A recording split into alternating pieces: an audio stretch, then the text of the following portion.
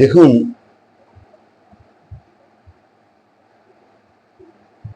আমাদের যে স্বাধীনতা 1947 সালে 15ই আগস্ট আমরা লাভ করেছিলাম, সেই স্বাধীনতা লাভ করেছি 1947 সালে। কিন্তু কতদিন আমাদের দেশ অধীন ছিল? একটা সোজা হিসেব, 1764 বক্সারের যুদ্ধ, 1765 ইস্ট ইন্ডিয়া কোম্পানির দেওয়ানি লাভ। এই 1765 থেকেই আমাদের দেশের স্বাধীনতা সূর্য অস্তমিত যায়। এখন 1765 থেকে হিসাব করতে গেলে প্রায় 200 বছর, 200 বছর বলা হয় কিন্তু প্রায় 200 বছর, অর্থাৎ 190-185 বছরের মতো সময়কাল ধরে আমরা ব্রিটিশের অধীন ছিলাম। 1947 খ্রিস্টাব্দের 15ই আগস্ট আমরা স্বাধীনতা লাভ করি।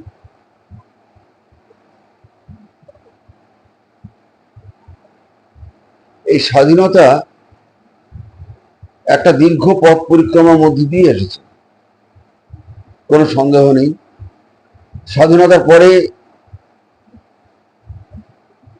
থেকে আজ পর্যন্ত, আমি স্বাধীনতার আগের সময়টা ধরছি না, কিন্তু স্বাধীনতার পরবর্তী সময় থেকে আজ পর্যন্ত যে যুগগুলো গেছে, আমি যদি 12টা বছর এক একটা করে যুগ ধরি, 80 বছরের স্বাধীনতা, অর্থাৎ 6, এটা 7 নম্বর যুগ চলছে। এই 7 নম্বর যুগ, অর্থাৎ এই প্রত্যেক 12 বছর স্বাধীনতার পর থেকে প্রত্যেক 12 বছরেই যে একটা করে যুগ কেটেছে, মানুষ কিন্তু কোনো যুগেই দাঁড়িয়ে বলতে পারেনি আমরা খুব ভালো আছি। যখন সদ্য স্বাধীনতা লাভ করেছে, প্রথম যে 12 বছর, তখন মানুষকে বোঝানো হয়েছে শিশু রাষ্ট্র, সবে হাঁটতে শিখেছে, কাজেই একে সময় দিতে হবে। এরপর একটা দীর্ঘ 3টে দশক ভারতবর্ষে কংগ্রেসের শাসন চলে, পশ্চিমবঙ্গেও তাই। 1947 থেকে 1977, এই 77 সাল পর্যন্ত সময়কাল, মানে 30 বছর। মাঝখানে কিছু সময় যুক্তফ্রন্ট সরকার ছিল, আমি যুক্তফ্রন্ট সরকারের সেই সময়টাকে বাদ দিয়ে মাঝখান থেকে দিয়েও যদি ধরি, তাও 30 বছর কাল, মানে 3টে দশক আমরা দেখেছি যে কংগ্রেসের শাসন, এবং তারপর একটা নতুন সরকার এখানে এসেছে, বামফ্রন্ট সরকার। এই কংগ্রেসের যে সময়কাল, কোনো সন্দেহ নেই যে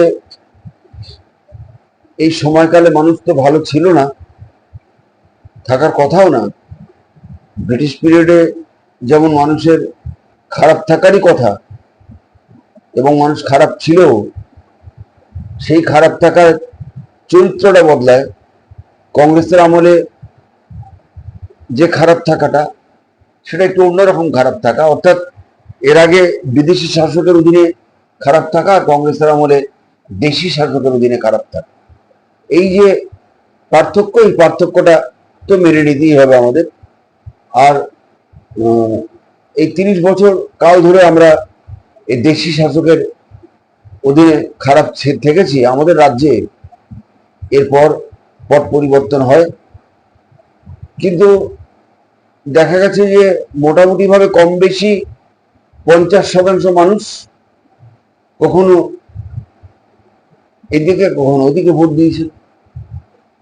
অর্থাৎ বামপন্থীরা 50%-এর বেশি ভোট কোনো কোনো ভোটে পেলেও, নির্বাচনে পেলেও, আসলে কিন্তু তারা 50%-এর মধ্যেই তাদের ভোটটা আটকে রাখতে পেরেছিল অধিকাংশ সময়। তাহলে বাকি 50% তারা তো ভেবেছেন খারাপ ছিলেন তারা। অস্বীকার করার কোনো উপায় নেই। বামপন্থীরা নিজেরাও সবসময় বলে থাকে যে আমরা মানুষের সব অভাব দূর করতে পারিনি, সীমিত সামর্থ্যের মধ্যে আমরা যেটুকু পেরেছি করেছি। সেগুলো তাদের রাজনৈতিক মতামত, সেগুলোর মধ্যে আমি যাচ্ছি না। কিন্তু এই যে একটা পট পরিবর্তনের ফলে মানুষের এই যে ভালো থাকা খারাপ থাকা, এটা কিন্তু ভালো থাকাটা কিছু মানুষ ভালো আছি মনে করে খুশি থাকেন, আর কিছু মানুষ সত্যি সত্যি একেবারে সরকার বিরোধী, তারা সবসময় মনে করেন খারাপ আছেন। তো বাম সরকার চলে যাওয়ার পর 2011 সাল থেকে নতুন তৃণমূল সরকার আসে এবং প্রথম দিকে মানুষকে সে একই বলি, স্বাধীনতার পর যেভাবে বোঝানো হয়েছিল সেভাবে বোঝানো হয় যে সময় দিতে হবে, আমাদের একটু সময় দিতে হবে আমাদের গুছিয়ে নেওয়ার জন্য। এবং বামফ্রন্ট যে পরিমাণ ধার করে রেখে গেছে সেই ধারের বোঝা আমাদের ঘাড়ে আছে, আমরা তাদের সুদ দিতেই আমাদের সরকারের হিমশিম অবস্থা। যাই হোক, তারপর দেখা গেছে সেই 4 গুণ ধার তারা করে বসে আছে, সে তো পরের কথা। এর সঙ্গে তার চুরি জোচ্চুরি এবং বিভিন্ন রকমের দুর্নীতি, সেগুলোর কথা আমি আসছি না। বলছি যে আমি যে এই সরকারের আমলে প্রথম 5 বছরের মধ্যেই মানুষের মধ্যে একটা ভীষণ দ্বিধা তৈরি হয় যে ভালো আছি তো। কিন্তু এই ভালো আছি তো যারা ভাবছিলেন, তারা আরো খারাপ থাকতে আরম্ভ করেন যখন দেখেন যে নির্বাচনে তার ভোটাধিকার কেড়ে নেওয়া হচ্ছে, অর্থাৎ অন্যায়ভাবে তার ভোট অন্য কেউ দিয়ে দিচ্ছে। আপনি গ্রামান্তর আমি ঘুরে দেখেছি, আমার এই কাজের সূত্রে এবং বিভিন্ন সূত্রে ঘুরে দেখেছি যে মানুষের মধ্যে যে প্রতিফলন, মানুষ কিন্তু সবসময় স্বীকার করেছে যে ভোট বলে কিছু নেই, ভোট বলে কিছু হয় না।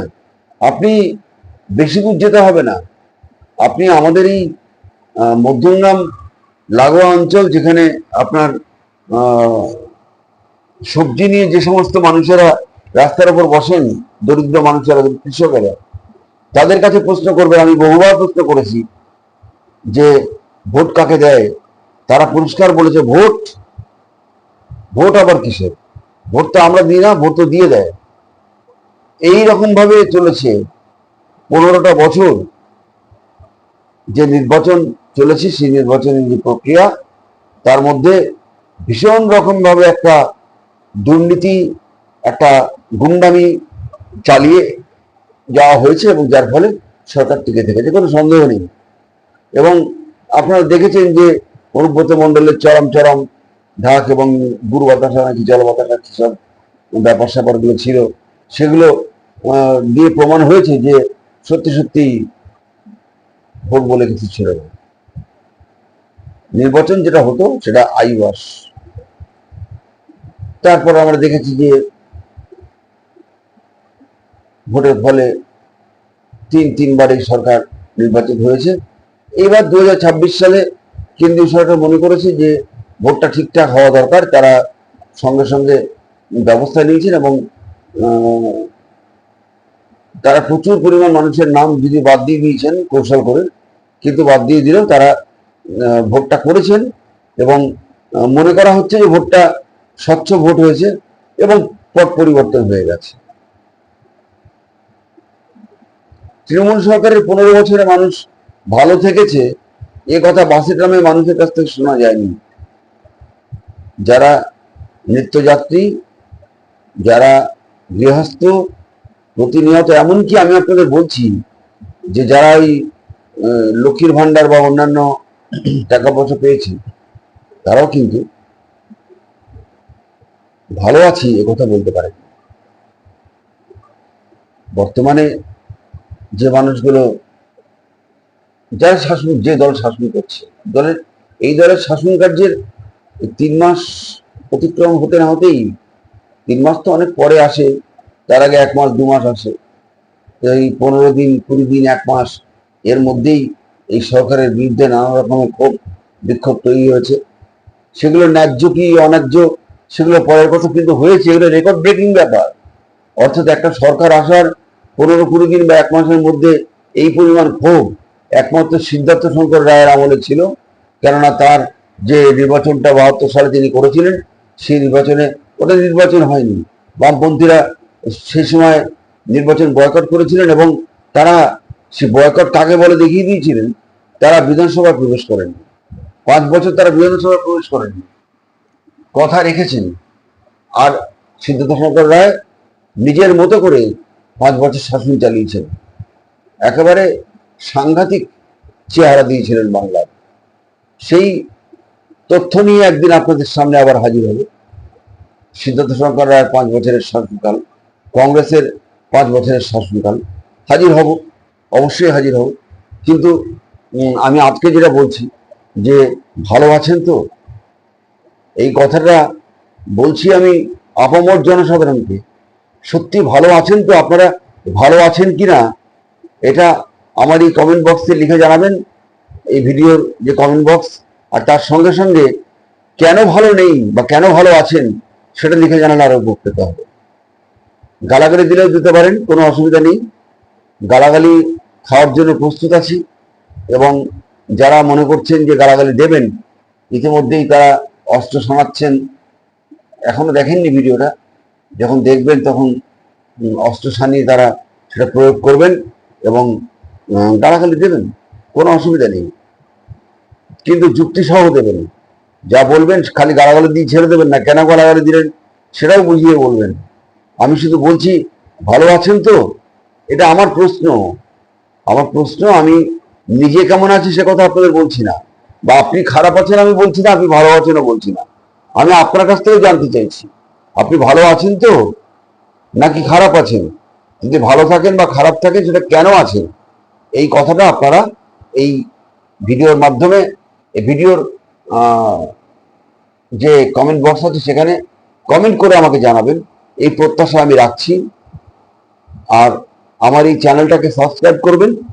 আমি আরেকটা সুখবর আপনাদের দিতে চাই যে আমাদের এই চ্যানেল ইতিমধ্যে 100 পার করেছে সাবস্ক্রাইবার, অল্প সময়ের মধ্যে, মাত্র মাস দেড়েকের মধ্যে।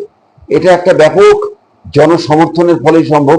অনেক মানুষ এই চ্যানেলটা দেখছেন এবং এই চ্যানেলটার তাদের পছন্দ হচ্ছে, সে কারণে তারা এই সাবস্ক্রাইব করেছেন বলেই আমার বিশ্বাস। এবং খুব সাদামাটা নিয়মে চলি আমরা, আমাদের কোনো বিশেষ একেবারে সেই রীতিমতো ভিডিও করতে বসার জন্য প্রস্তুতি নিয়ে বসা না, এরকম কোনো ব্যাপার আমাদের নেই। আমরা এখানে যে ভিডিও আমি বিশেষ করে যেগুলো প্রচার করি সেগুলো স্বাভাবিক ঢঙে, স্বাভাবিক কায়দায় প্রচার করি। আপনারাও সেটা খেয়াল করে থাকবেন এবং আমাদের এই ভিডিওকে লাইক করবেন এবং কমেন্ট করবেন, বিরুদ্ধে হলেও কমেন্ট করবেন, পক্ষে হলেও কমেন্ট করবেন। আর আমার এই প্রশ্নের জবাবটা দেবেন, ভালো আছেন তো? ভালো থাকলে আমিও ভালো থাকবো, আমিও খুশি থাকবো। সারা দেশের অধিকাংশ মানুষ যদি ভালো থাকে তার মানে গোটা দেশটাই ভালো আছে, এরকম ধরে নিতে হবে। এবার শেষ করার পালা। আপনারা সকলে ভালো থাকবেন এই প্রত্যাশা রেখে ভিডিও শেষ করছি।